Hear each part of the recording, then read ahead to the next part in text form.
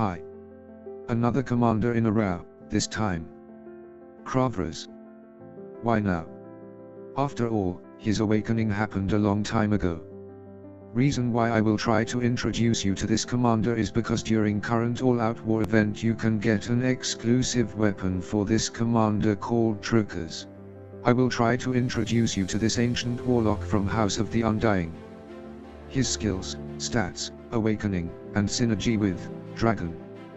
Yes, you heard it right, synergy with Dragon. What does a dragon have to do with a commander? Skills. And one of Dragon's skills requires Kravras to show its power. Of course, a dragon and one commander won't win battle, but more on that later. Who is Kravras anyway? He is one of members of senior club called House of the Undying.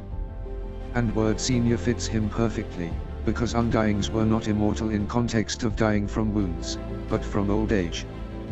Despite passage of time, their visible bodies did not age.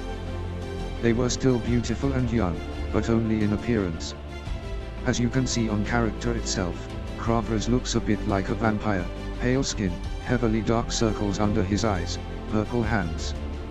However, in order to stay young, he does not drink blood, but Shadow of the Evening, which is for us players, is also a currency in Battle of Narrow Sea. Okay, enough about characteristics of character, let's get to specifics. Kravras is a devilishly strong archer as well as perfect commander to support defense. It supports both speed of building fortifications, as well as their defense. Additionally, it increases bowman's attack by quite a large percentage. However, that's not only thing that makes it unique. For me, it is also number 2 during Weirwood Memories event. Why? His AoE deals juicy damage and also temporarily stuns enemies, which allows me to survive on any difficulty, at any point in fight. As I mentioned at beginning, his exclusive weapon is Truckers. You can get its fragments from domains during all-out war event, as well as from chests. Needless to say, chests also contain all weapons, right? Truckers also increases power of his awakening ability, more specifically, increases chance of making a double attack. Maybe just a few percent isn't too much, but it also increases amount of units on defense.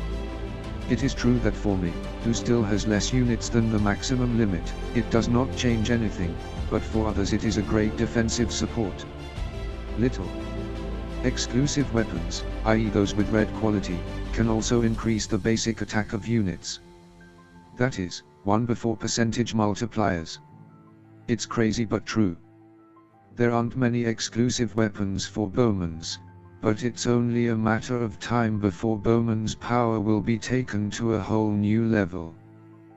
Unfortunately. I hate them, but what can I do about it? Kravras' awakening upgrade steps are very asynchronous as you can see on screen right now. However, this is understandable, since fortifications are not very effective against enemy incursions.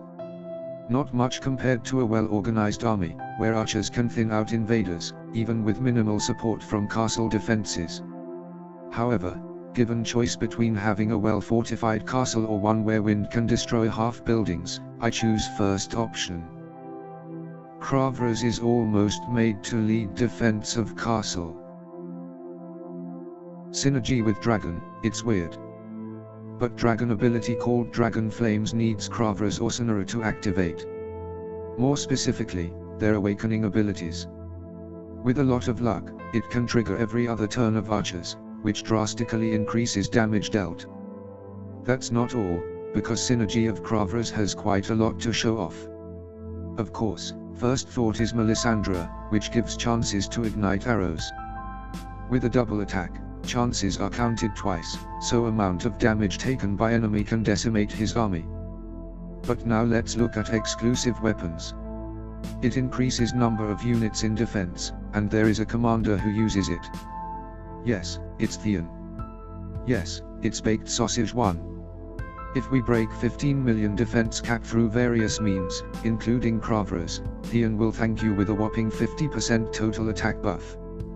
In case of Theon's exclusive weapon, this value increases to 60%, and higher it is upgraded, the stronger buff.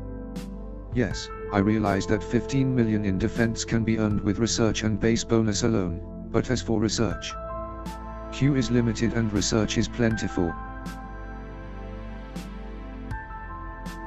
That's not all, as there's Egbert, which has a really insane archer attack value, and with awakening that increases archer attack by 90%, breaking the barrier of 2000% archer attack should be possible even for free-to-play players. And in a relatively short time. Currently, number of commanders who can support Kravras or use him is very low. It's also worth mentioning here that archers do not fight in front row, so front buff won't work here. An example is Sander Clegane. This reduces number of commanders, but leaves choice. Let's look at inconspicuous Tyrion, who is also a free commander like Kravras. And we won't see anything because it requires counter-attack damage and archers do not counter anyone. You can use Annie or Margari here, or go a bit over edge and strengthen another type of units that will act as a buffer zone between archers and enemy units. For example, Haley, which gives infantry invulnerability chances. However, this comes at cost of archers' percentage attack, which is literally a spite. Personally, with Kravras Melisandre Egbert setup, I'd lean towards buffing archers' attack with Sansa Stark and Sheila. However, this is a defensive setup as Sansa, Sheila, Kravras, and Egbert affect both archers' attack and fortification. I hope you enjoyed today's material. Good luck on the upcoming Kingdom vs Kingdom, and see you soon.